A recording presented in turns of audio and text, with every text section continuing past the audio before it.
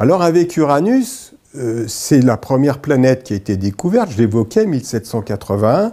1781, on pourrait dire c'est intéressant parce que souvent on fait la référence en astrologie avec la période qui est entre la Révolution américaine, 1776, et la Révolution française, 1789.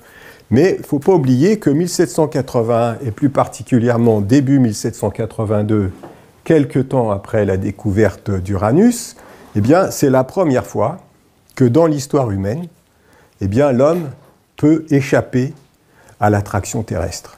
Pourquoi? Parce que c'est à ce moment-là que les frères Montgolfier ont pu, on pourrait dire, s'envoler en ballon.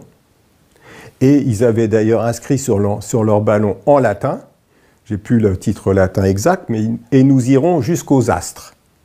Vous voyez, et nous irons jusqu'aux astres. Et donc c'est la première fois qu'un homme échappe à l'attraction terrestre.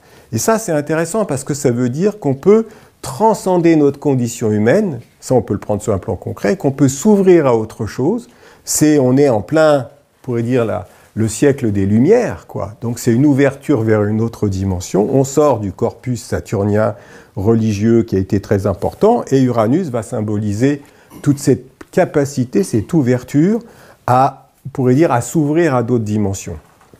Le cycle d'Uranus, c'est un cycle de 84 ans, donc vous voyez, on passe d'un cycle de 29-30 ans avec le cycle de Saturne à un cycle de 84 ans avec Uranus. Le cycle de Neptune, c'est 165 ans.